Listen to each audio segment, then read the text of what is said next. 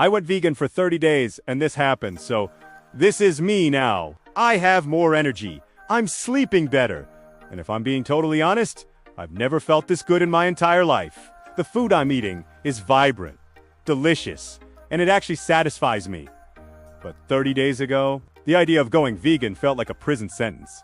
I was convinced I'd be weak, starving, and an outcast. I pictured a sad, lonely life of bland salads and being that guy at dinner parties. I was so wrong, and what actually happened is more surprising than I ever could have imagined. This wasn't just about losing a little weight. This experience completely changed how I think about food, my body, and even my social life. So stick around, because I'm about to walk you through every single step of this journey. From the miserable start to the legitimately shocking results at the end. Section 1, the setup, why I did this. Alright, let's hit rewind. A little over a month ago, my life was different. If you peeked inside my fridge back then, you'd find a landscape of pure convenience. We're talking leftover pizza, way too much cheese, milk, eggs, chicken breasts. For those nights I felt healthy, and a few takeout containers of questionable origin. My diet wasn't trying to be bad. It was just thoughtless. It was the standard American way of eating. Built on animal products and whatever was easy. Breakfast was coffee with a very generous splash of cream. Maybe a yogurt or a buttery croissant if I was feeling fancy. Lunch was almost always a deli sandwich piled high with turkey and provolone, or last night's steak or spaghetti bolognese. Dinner was the main event, and it always revolved around meat. I was a true believer in the power of a perfect medium rare steak. I thought a roast chicken could solve most problems, and I held the unwavering opinion that cheese made literally everything better. And how did I feel? In one word, not sick, but definitely not thriving. I'd wake up exhausted, hitting the snooze button at least 3 times. Around 3 p.m., I'd hit a wall so hard I seriously considered napping under my desk. My energy was a roller coaster. Powered entirely by caffeine and sugar, I felt sluggish, bloated, weighed down. My skin was not great, always a bit red. With breakouts, I thought I'd said goodbye to in high school. I just assumed this was normal. This is just what being an adult feels like, right? The idea to go vegan wasn't some lightning bolt. It was more of a slow burn. I'd seen the documentaries. Of course, the ones that make you side-eye your burger for a week. I had a couple of friends who went plant-based, and they all seemed to have this glow. This crazy, steady energy. I was skeptical, but I was also intrigued. They talked about food with this passion I just didn't have. For me, food was just fuel. For them, it was a source of actual vitality. The final push came after a super indulgent weekend that left me feeling foggy and gross on a Monday morning. I looked at myself in the mirror and just thought, I'm so tired of feeling blah. I wanted to know if the hype was real. Could I actually have more energy? Could my skin clear up? Could I lose those last stubborn pounds? And honestly, I wanted to see if I had the discipline to do it. Could I, a creature of habit and a die-hard cheese lover, actually survive for a month on just plants? So, I set the rules. 30 days, 100% plant. No meat, poultry, or fish. No chorizo, goodbye, cheese, milk, and butter. No eggs, no honey. If an animal made it, it was out. I decided no cheat meals. If I was going to do this, I was going to do it right. My biggest fears weren't really about nutrition. They were social. What was I going to eat at my best friend's birthday dinner? How would I survive the family barbecue? Was I about to become the annoying vegan who complicates every single meal? And to be honest, I was terrified the food would be boring. I was convinced I was signing up for a month of sad, limp salads and unseasoned tofu. I worried I'd lose my strength at the gym. Would I be hungry all the time? The fear was real, but my curiosity was just a little bit stronger. I put it on the calendar, took a deep breath, and got ready to dive in. Section 2. The first week, the struggle is real. Day 1 kicked off with a trip to the grocery store, which felt less like shopping and more like a high-stakes scavenger hunt. I strolled in with my usual swagger and was immediately humbled. My go-to granola bars, milk powder, the healthy veggie soup I liked, beef broth, the bread I always bought, honey. It was wild to see how many products have hidden animal ingredients. I spent what felt like 3 years in there, reading every single label like it was a legal contract. It was tedious and, honestly, super overwhelming. My cart looked like it belonged to a stranger. Instead of familiar packages, it was overflowing with actual vegetable scale. Bell peppers, sweet potatoes, broccoli. I bought bags of lentils and chickpeas, blocks of tofu and tempeh I had zero idea what to do with, a carton of almond milk, and this weird yellow powder called nutritional yeast that the internet swore was a game. The final bill was ... interesting. It wasn't wildly more expensive, but the money had shifted, less on a few big-ticket items like meat and cheese, and more on a huge volume of produce and pantry stuff. My first attempt at a vegan meal was a bit of a disaster. I tried making a creamy cashew pasta sauce from a blog. The photo looked amazing. My version was a grainy, beige paste that tasted vaguely of nuts and regret. I ate it, but I was not happy about it. I went to bed that night feeling hungry and pretty sure I'd made a huge mistake. The first 3 days were, no question, the hardest. I felt tired, weak, and weirdly foggy. My morning workout felt like I was moving through sand. This initial energy crash is apparently pretty common as your body adjusts, but knowing that didn't really help. And the cravings. Man, the cravings were intense and almost primal. On day 2, my coworkers ordered pizza, and the smell of melting cheese was actual torture. I sat at my desk with my sad little container of quinoa and roasted vegetables, feeling profoundly sorry for myself. I daydreamed about a burger, a greasy slice of pepperoni, a simple grilled cheese. It was a constant mental battle. I also experienced something that new vegans often report, but nobody likes to talk about: digestive chaos. My body was suddenly dealing with a massive increase in fiber. Let's just say things were moving a lot more. And there was definitely a period of bloating and general discomfort as my gut microbiome through what felt like a rave. Or maybe a riot, I couldn't tell. Around day 4, I had a breakthrough. I was making this way too hard on myself. I was trying to cook these complicated gourmet vegan meals, and it was exhausting. I needed to simplify, so instead of trying to perfectly replicate my old meals, I started building new ones around whole foods. I made a huge batch of chili loaded with beans and corn. I discovered the magic of a loaded sweet potato with black beans, avocado, and salsa. I learned that if you press tofu and marinate it, it can actually be amazing in a stir-fry. The real key was shifting my mindset. I stopped obsessing over what I couldn't eat and started getting curious about what I could. I found a simple chickpea salad recipe that, when mixed with some vegan mayo and celery, totally satisfied my craving for a deli sandwich. I started using spices in ways I never had before. My cooking got more creative because it had to. By the end of that first week, something changed. The intense cravings started to fade into a dull, manageable hum. The headaches I had in the first couple of days were gone, probably from sugar and processed food withdrawal. I was still tired, but the soul-crushing exhaustion was lifting. I had survived. I wasn't thriving yet, but I wasn't just surviving anymore. I was finding a new rhythm, and for the first time, I felt a little spark of hope. Maybe I could actually do this! Section 3. Week 2. Turning a corner. Week 2 was the turning point. It was like a switch flipped. On day 8, I woke up before my alarm. Not groggy, not hating the world, but just awake. The brain fog that had been my loyal sidekick for years was starting to clear. That afternoon, the 3 p.m. wall I always hit just never showed up. My energy wasn't that jittery, caffeine-fueled buzz. It was a steady, calm current that just kept going all day. It felt like my body was finally running on clean fuel. Many people report having more energy on a vegan diet, which is often linked to a diet full of complex carbs and nutrients that support physical performance.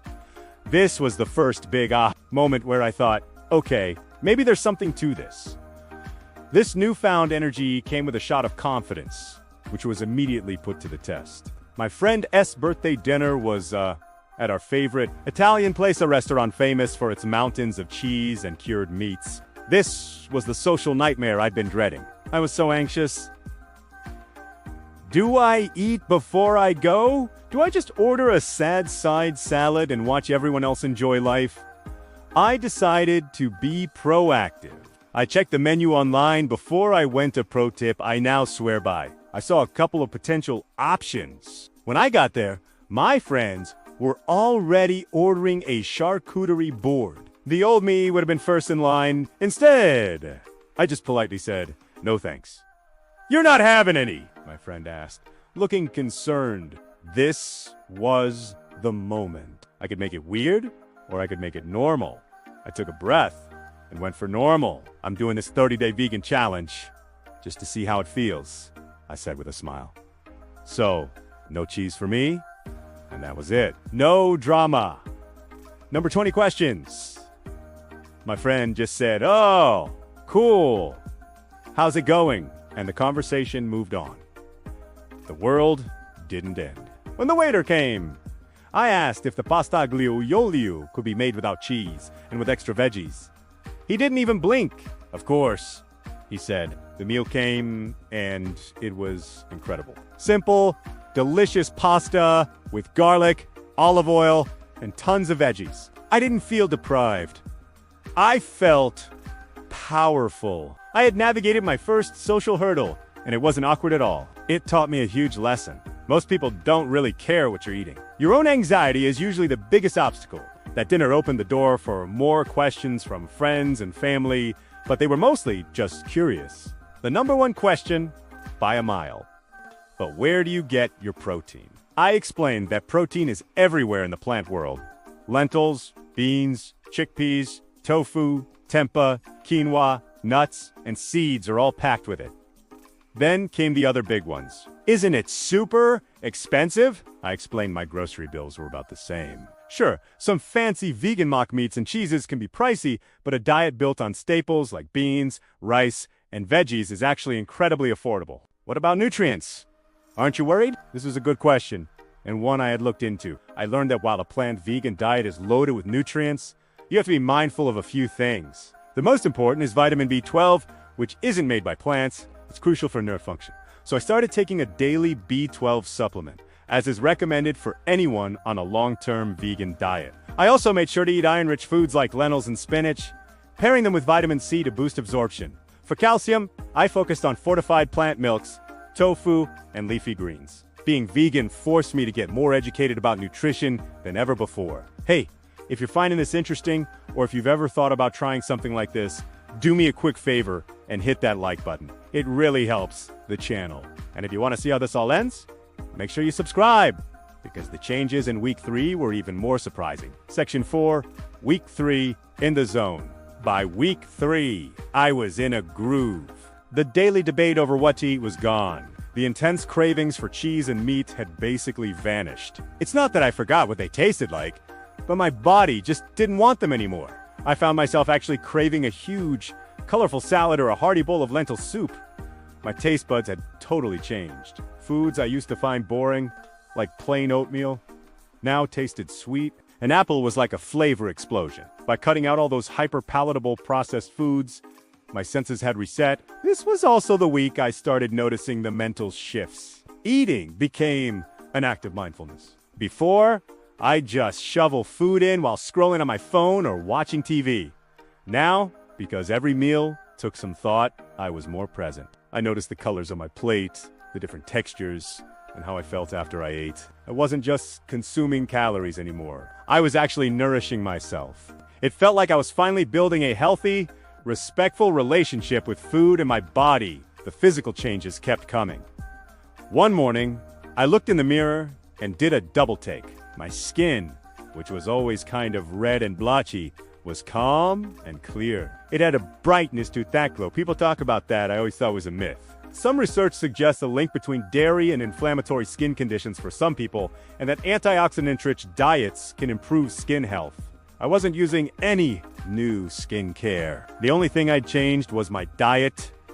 My sleep also got way better. I was falling asleep faster and waking up less during the night. I felt more rested on 7 hours of sleep than I used to on 9. That feeling of being uncomfortably full before bed was gone, and I realized it was because I wasn't eating heavy meat-centric dinners anymore. Feeling more confident in the kitchen, I started getting adventurous. I finally tried tempeh and discovered that when you marinate it in soy sauce, maple syrup, and liquid smoke, it's this incredible, savory, protein-packed thing to add to salads. I learned that jackfruit cooked in barbecue sauce has a texture weirdly similar to pulled pork and nutritional yeast. That stuff is magic. Sprinkling it on popcorn or pasta gives everything this savory, cheesy flavor that totally hits the spot. My world of food, which I feared would shrink, had actually exploded. I was trying vegetables I'd never heard of, playing with spices from all over the world, and learning new cooking techniques that made plants genuinely exciting. I made curries, vibrant grain bowls, and hearty stews. I discovered that blending frozen bananas makes a perfect ice cream. I even learned to make my own feta out of tofu that was salty, briny, and amazing on a Greek salad. This journey was proving that my idea of vegan food as deprivation was completely wrong. It was a journey into culinary abundance. This wasn't a diet of restriction. It was a diet of discovery. Section 5. The final week, and the results the final week felt like crossing a finish line in slow motion. The routines were locked in. Meal prepping on Sunday was now a calming ritual. Going out to eat wasn't stressful anymore. It was just a normal part of life. The biggest shock of all was realizing I was uncounting down the minutes until I could eat a steak again. In fact, the thought of a heavy, greasy meal actually sounded kinda awful. I spent that last week thinking about how far I'd come. I thought back to my biggest fears. Was I weak? Nope.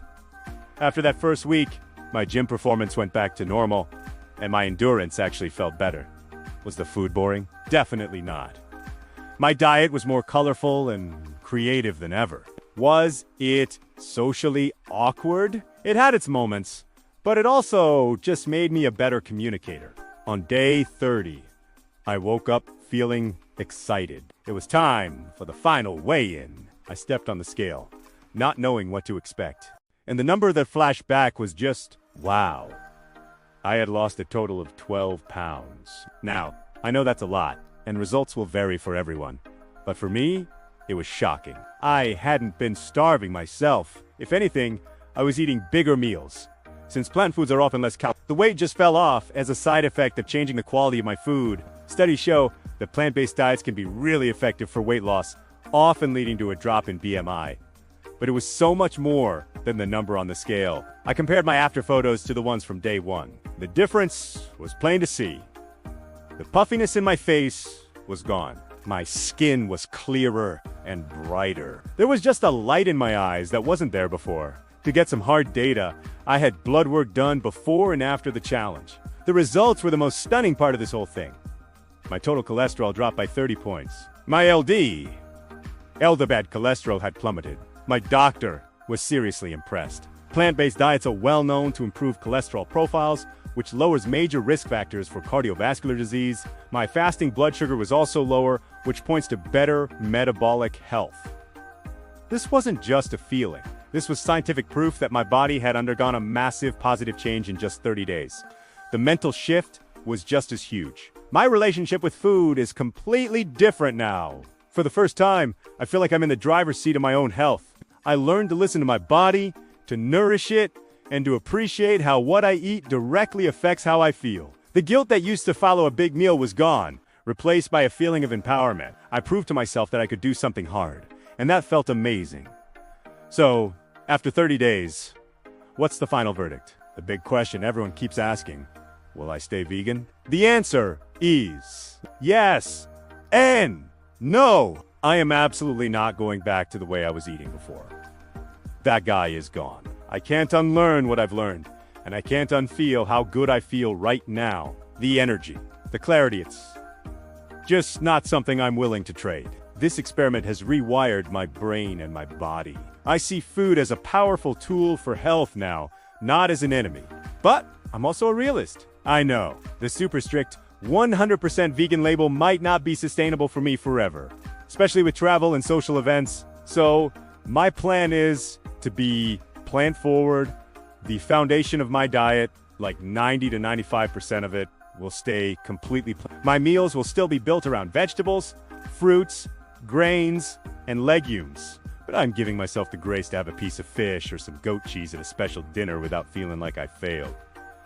It's about progress, not perfection. This 30-day challenge was one of the hardest and most rewarding things I've ever done. It was a physical reset, for sure, but it was also a mental and social education.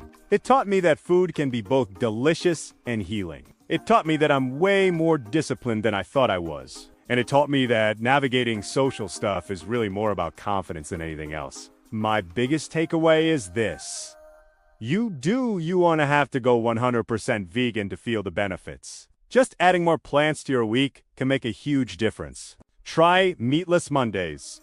Try one new vegan recipe. Swap cow's milk for oat milk in your coffee. Every little step in that direction is a win. This experiment started with a simple question: is the hype real? And for me, the answer is a huge, resounding yes. It wasn't a magic pill, but it's the closest thing to it I've ever found. It didn't just change my body, it changed my whole outlook on life. Thank you so much for coming on this ride with me. I'm genuinely curious to hear what you think. Have you ever tried a vegan challenge? What was your experience? Or if you're thinking about it, what are your biggest fears or questions? Drop them in the comments below. I'll be reading and responding to as many as I can. And of course, if you liked this video and want to see more experiments like it, please give it a thumbs up and hit that subscribe button. It means the world. Until next time, be well